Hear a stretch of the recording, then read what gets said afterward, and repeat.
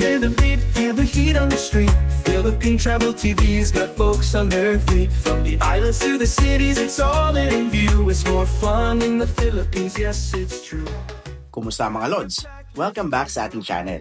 This is Rafi Rodriguez and in this video, maglalakbay naman tayo papuntang Real Quezon, kung saan mag-overnight camping tayo sa Camp Mahogany. Tapos, dadaanan naman natin ang sikat na pasyalan sa Pililla Rizal, ang Pililla Windmills.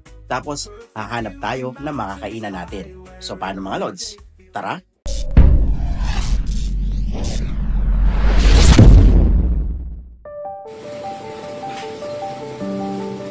Dako mag-aalas 7 na ng gabi nung tayo ay magpasyang maglakbay. Kaya bago pa man tayo umandar ay pinalagyan muna natin ng silat ang ating mga gulong.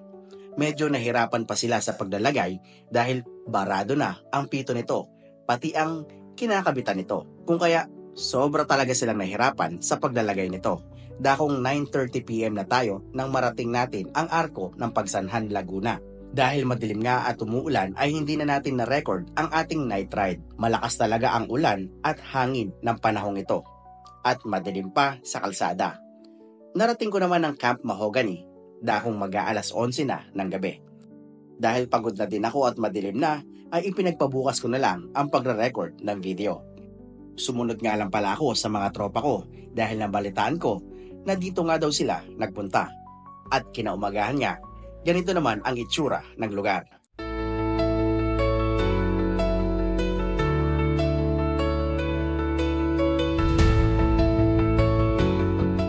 Meron sila dito mga glamping site tulad ng mga ito.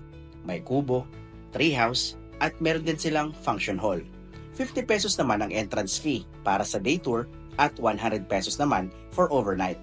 Para sa basic glamping na good for 2 packs ay 700 pesos at 1,000 pesos naman para sa premium na good for 3 packs.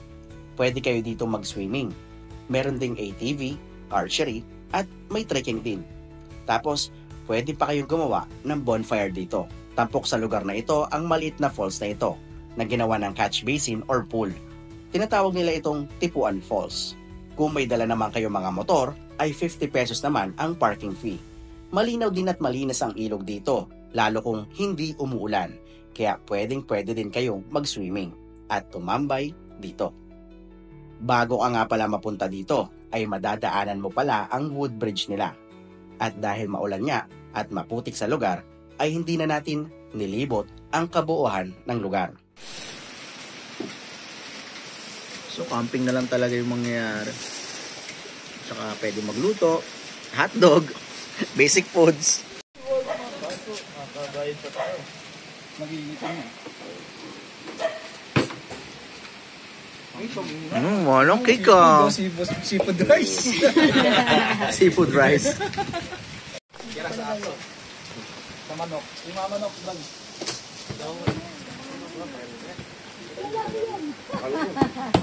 Baka daw di maubos. Hindi talaga maubos yan. Ayaw. Tuktok mo sa ulo mo. Kasi yung ano natin sa kanin, Dan? Kasi yan eh. Andan? Sa kaldero. Oop, tapon. Ito. Oh, Very umamit good. ka niyan. Yung pala eh. Nirapan niyo lagi si Ruel eh.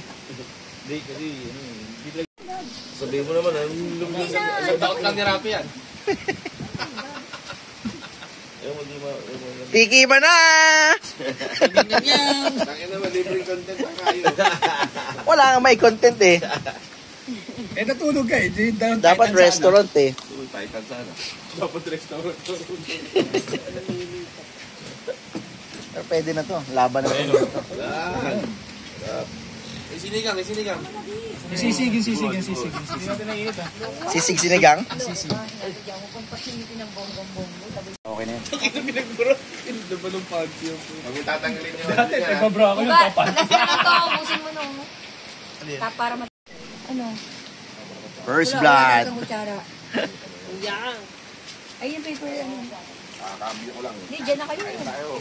Kailangan yung kainin tong noodles mo. Taka lang yun eh. Dadaan ka na yung nalo. Kunuha lang namin yun.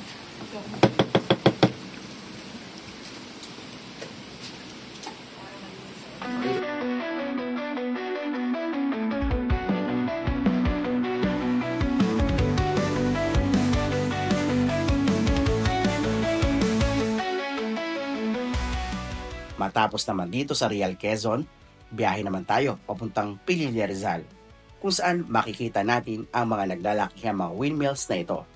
Dito nga pala tayo nagpark malapit sa itaas. 20 pesos ang parking fee para sa mga motor, at ang kagandahan sa lugar na ito ay madami kayong pwedeng makainan at mabilihan ng mga pasalubong kahit mga laruan. Ang ilaw pa talaga yan.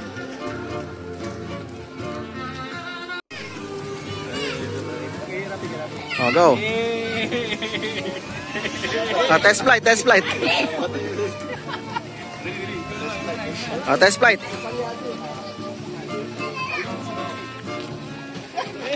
Anong bato yun? Parang baby yung bato eh. May preno. May preno. Nag-engine brake. Pagbanggayin nyo.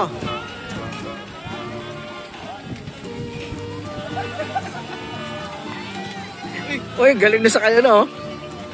Nagmamaneuver. Maraming tao ang bumibisita sa lugar na ito, lalo na kung weekends. Matapos naman tayo sa windmills, ay pagkababa mo lang, makikita mo sa right side ang kainang ito, ang Yunas Lomi House. Murang-mura lang ang kanilang mga pagkain dito.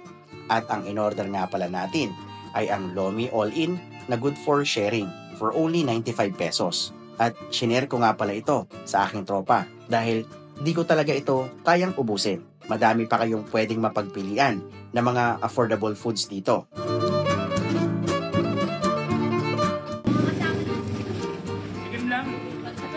Yummy!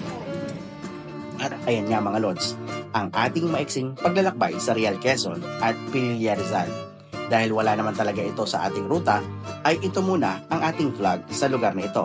Kaya sa susunod nating pagbabalik ay pupuntahan naman natin at idodokumenta ang mga nagagandahang mga lugar at pati na din ang mga nagsasarapang mga pagkain. So paano mga lods? Sama na sa mga susunod na biyahe ko. Ako po si Rafael Rodriguez. Tara!